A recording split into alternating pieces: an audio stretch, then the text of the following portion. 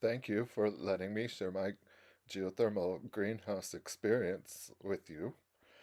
This is Caleb Warnock, and this is Geothermal Greenhouse Nation, and I thought I would take you on a tour of several of my greenhouses. This was filmed on February 11th, 2025. It was um, about 22 degrees outside when I filmed this video. We've had below freezing temperatures for about 3 days in a row now, but hopefully soon it's going to get above freezing again.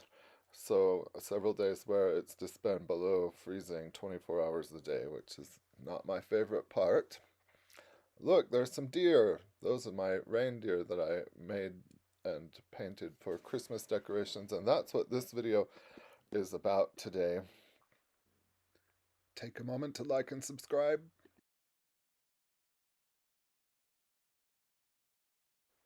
Is deer. So, I know I'm a fast talker. I'm trying to slow down. I've been told I need to slow down and relax while I'm talking on these videos. So that's what I'm doing. It is a little bit nerve-wracking to share myself on these videos, but I'm trying it out. Let me know how you think I'm doing. Um, we do need help in the geothermal greenhouse community. I see a lot of wasted money and time and effort and people who are disillusioned by their greenhouses because they were designed and built wrong. And I can certainly understand that because I have been doing this for 2 decades, and so it has taken me a long time to fail my way to success. And that's why I have made this channel, is because I can help people. I'm really good at doing this now. I've designed or built more than 100 geothermal greenhouses for people.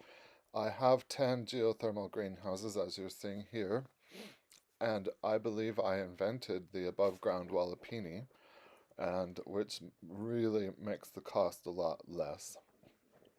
But let's get back to what this video is about. Deer, they are majestic, they are elegant, pastoral, gentle. They can be beautiful and fun to watch and peaceful until they are not. Until they have stripped the bark off of all of your expensive young fruit trees and they have eaten not only your tulip flowers but the bulbs also, and have mowed the lettuce to the ground and stripped the not only the peas off of the pea plants but also the pea plants themselves. They've taken all of our apples and peaches and grapes and strawberries, pumpkins, summer squash, beans, cucumbers, melons, cantaloupes, all gone. That's because deer abide by no rules. If you are a gardener, you know that the deer are kind of in charge. When they get hungry, they will eat almost anything, including flowers and plants that are said to be quote unquote deer resistant. Well, me and you and thousands of us can attest that those plants are deer resistant only if the deer got full eating in your neighbor's garden before they got to your house. If they are hungry enough, deer will eat almost everything. I am a big believer in a permanent solution to life's everyday problems. Most people use a temporary solution, which means that they're trying to create a quick fix, and a quick fix will quickly fail, and then it has to be done again. So every quick fix costs wasted time and money. And in the garden, when quick fixes fail, I've seen people give up gardening altogether. But that was not the garden's fault. That was because they were trying to use a quick fix instead of a permanent solution.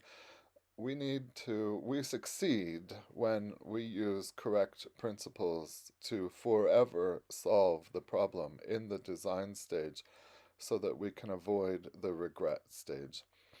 And that's why I want to talk about this video today. A permanent solution means that you invest your time and your money into a solution one time that serves you well for the rest of your life, freeing up time and money and emotional space for you to move on with what is really important in life, which is your friends and your family and your personal agency. My gardening club was talking about this just this past week, about how it is important to free up, to solve what problems can be solved, get them out of the way so that that frees up bandwidth, mental, physical, emotional, financial bandwidth to move on to other problems.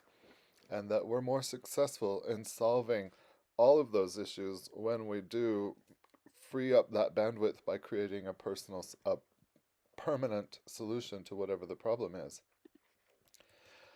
One permanent solution to the problem of deer in the garden is to put your garden inside a greenhouse. Not just any greenhouse, but an inexpensive geothermal greenhouse that allows you to cheaply and easily grow whatever you want 365 days a year. And that's why I've created this channel, so that I can help people see the benefits of having a geothermal greenhouse. Of course, this is what I have done for the past 20 years, and I have 10 geothermal greenhouses now, and I've been gardening in those greenhouses for 20 years, for 2 decades, without even one bit of damage from a deer or a raccoon or a squirrel. And so that's what this video is about. Most of you know that I write gardening and self-reliance books, and I own a seed company, seedrenaissance.com, and I've done garden and landscape consultations for 15 years, and because of all of that experience, I have heard thousands of complaints and concerns about deer in the garden. Hundreds, if not thousands of people, because I've had 8,000 people tour my gardens and greenhouses. Hundreds, if not thousands of people have said to me that they are ready to give up gardening forever after the deer have destroyed their hard work and their investment. Just this year, in 2025, my consult clients have shown me dozens of young fruit trees planted within the last 1 to 2 years that have been killed by deer over this winter, who not only eat the tender branch tips, but also have a taste for the young bark, because they eat the bark too, which kills the tree. And a quick look online shows you and me that shows us that me and my friends and my clients are not alone in this. There's a lot of people who will post online and say, I give up, the deer have destroyed my garden. It's a common theme in garden forums and videos. Deer damage and destroy perennials, biennials, and annuals. They don't care how much we spend on our strawberry plants or our flower bulbs, or how much we are looking forward to the fresh flavor of those salad greens and veggies. The deer don't care about any of that. But the deer shouldn't take all the blame, because they have help. Raccoons and skunks and voles, moles, gophers, rabbits, foxes, badgers, squirrels, the list is long. Any wild creature who eats green things will see our gardens as an oasis, as a free lunch buffet, and they will stay for dinner too. At our house, we've had the deer not only eat the garden and the apples, but then bed down comfortably under the orchard trees for the night, so they can get up in the morning and start on my buffet again. If you search online stores, you will find innumerable so-called solutions to our deer problem. There are ultrasonic gadgets promising to cure your deer dilemma, infrared apparatus swearing they can fix our problem. There are LED red lights that are meant to look like the eyes of predators. There are noise machines and motion detector water cannons or sirens. I have seen people sprinkle jars of cinnamon or bottles of cayenne pepper. Some people put up so-called psychological deer fences, which you can see online. Oh, look, there I am eating cress out of the greenhouse. I'm so funny. Psychological deer fences or metal strips or lines of string or wire. I know people who have tried. Sorry, I'm just seeing this footage for the first time since I filmed it. I'm so funny. I know people who have tried all of these things to solve their deer problem, only to have the deer return night after night to their garden buffet. None of those things seem to be a permanent solution. I don't know anyone who has used any of those methods and have found them to be a permanent solution. If you're wondering why that fabric is in that greenhouse, that's explained in a different tour of this. Yeah, I filmed a video tour of this and explained why that was there. The reality of deer is that they jump even 7-foot fences. When my friend put up an 8-foot fence last year, the deer crawled under an 8-foot-inch gap where the ground was a little uneven at the bottom and just kept eating, crawled underneath the 8-foot fence. There are people who drape chicken wire around their trees or their flowers or their vegetables, and the deer just seem to push the wire aside. We can try flattery. We can try bargaining with the deer, coaxing them, frightening them, threatening them, tricking them. And when all of these tactics fail, then we could sit in the garden and hope that the sound of our sobbing and crying will convince the deer to have mercy on us. But it's all in vain. The truth is that there are only 3 real solutions to the perpetual and exasperating problem of deer ravaging the garden. So let's go through those 3 solutions. The first is to put up a permanent fence that is at least 8 feet tall. If you want more information about this, let me know in the comments, and maybe I'll make a video to discuss options for a deer fence that is a more affordable option. Excuse me. The second option is to get a dog. This is, I have 2 dogs. This option, however, only works if the dogs live outside overnight all summer long. And when it is warm enough in the spring and in the autumn also, the dogs have to be, because that is when the deer love to come out, is mostly in the nighttime. And they were, see, look at my little seed trays in the greenhouse in February 11th. So, um, and if as soon as the dogs are gone, the deer will sneak back in to the garden if you put the dogs in the house. Sometimes even in the dead of winter, they'll come and nibble the bark and the branches. Of course, there's not as many things. Look at all the little plant starts. Do you like my new camera? I got a new camera to film. I really like the way it's working. It's better than my old camera. Anyway, look at all those little vegetable starts in the greenhouse. And none of them are being eaten by the deer. Um, Anyways, where was I at? So having a dog is not a solution that works for everybody. Yesterday, my friend was joking that if we could just find a barn cat that would scare away the deer, that would be the perfect solution. So let me know if you have a barn cat. Can we train a barn cat to scare away the deer? That would be awesome. That really would be the perfect solution. Look, there's turnips in the greenhouse. The last option, as you've probably guessed, the third option, is to move the garden into a space that is forever protected from the deer and all of the other creatures. Of course, I'm talking about a geothermal greenhouse. There are so many benefits to having a geothermal greenhouse, and we'll cover other surprising benefits in upcoming videos. So take a moment to like and subscribe to this channel, and please hit that black bell icon so that you don't miss those future videos. But when it comes to protecting your food from the deer, from raccoons, skunks, squirrels, bugs, wind, the ravages of weather, that is one of the important ways that a geothermal greenhouse can forever make your gardening life much easier. Right now in 2025, the price to build a geothermal greenhouse starts at about $400 for a small one. And for that price, you are getting rid of the frustration of trying to keep the wild world from mowing your garden to the ground. But you are also moving your garden into a space where growing food is forever easier. Gardening is just, oh, look at those starts. Sugar and peas right there. They need to be transplanted. That'll be happening tomorrow. I'm hoping that tomorrow it'll be a little warmer, than it'll at least be above freezing tomorrow, I'm hoping.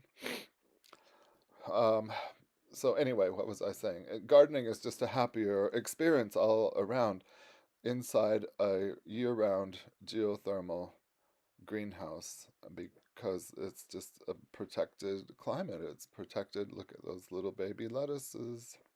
Those are Gabriella lettuce. And this is Dijon mustard plants. Sorry, I've been talking and not narrating this tour very well, but anyway. So if you are, oh, there's my dogs and my horse. Look how happy they are, the dogs and the horse. If you are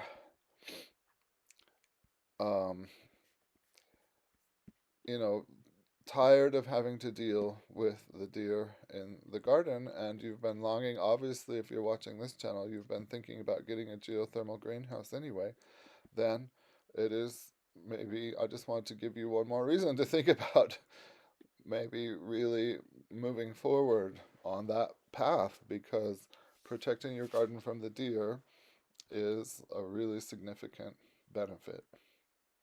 So, and I'm really grateful that I did it, because we have a terrible deer problem here where I live. We live, in the mountain benches of the Rocky Mountains, and then there's a natural creek across the street from our house, and the deer use that creek as a highway 365 days a year, as well as the raccoons and the skunks and the gophers and the voles and the foxes and the coyotes and everything else, the squirrels. It's like a highway for the wildlife. Oh, look, there's my cauliflower and my Brussels sprouts and my carrots. 22 degrees when I filmed this greenhouse. When I filmed this video, it was 22 degrees outside, and it was snowing, as you saw, snowing lightly. And that's a little greenhouse. That is a little greenhouse, and it can grow a lot of food in a little greenhouse. Look, it's almost sunset. Don't look at all my messy. This is my workshop area.